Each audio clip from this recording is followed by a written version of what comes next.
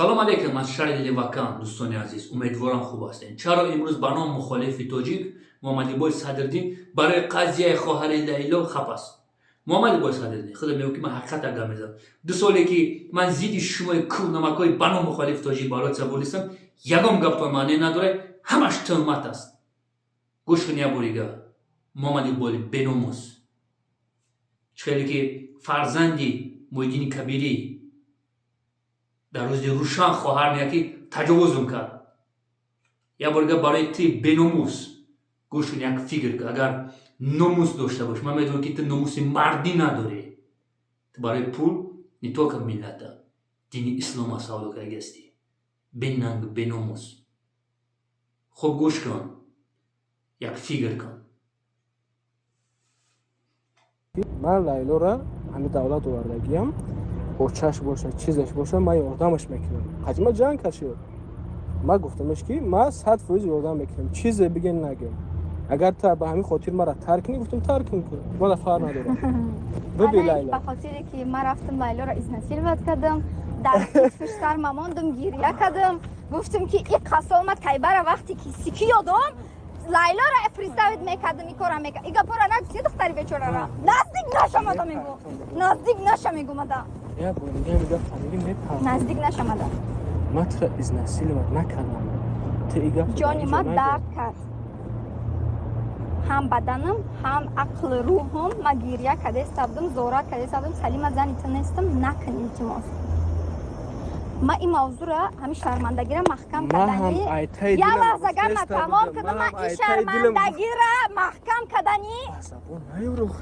محکم کردنی این شرمندگی را فراموش کردنی بدم حیات ما دوام دادم. حیاتی که ما 5 سالی رو نهایت کوشش کردم که بهتری لعنتی بسازم یا چی.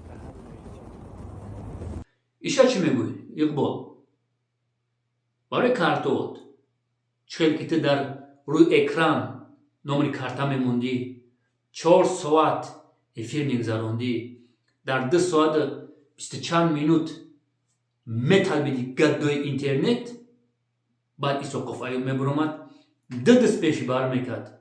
هموطنان عزیز، نهضت رنگی بنام دولتی اسلامی ایگیل تروریسم اعلان کرده هستند در تریتوری فدراسیا. ما و شما هموطنان عزیز اقبال در روز دادیم میگه تی کو نمک میبرامدی میگفتی که ایسا قفایی دروغ میگه پول روی کنین ای تو حوزی را طلبیدیسی.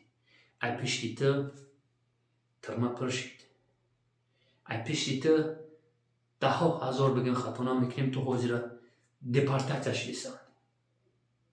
یکی تو میبرمد میفتی سخفه دروغ میگه. گوش که چی میگه اقبال این قدر که زندان تویستان را پر کردی زندان تویستان پر شد. ای دستی توی حرامی ناقابل تخشوک میشناسی در افراد میبرمد برادرش میگفتی فخر میکردی. نو شریف جمشید کم ترکه که نموس داشته برمد حقیقت گپ زد. اقبال ترا پدر زیناکار بود. اقبال من ترا زیناکار گفتن نمیتونم، برای که کنا نمیتونی ترا کدیسان فرزند تو زیناکار بود. تو حوزی را خواهر لیلا را استفاده بوده سه. اقبال بیناموس چرا خپ هستی؟ چرا؟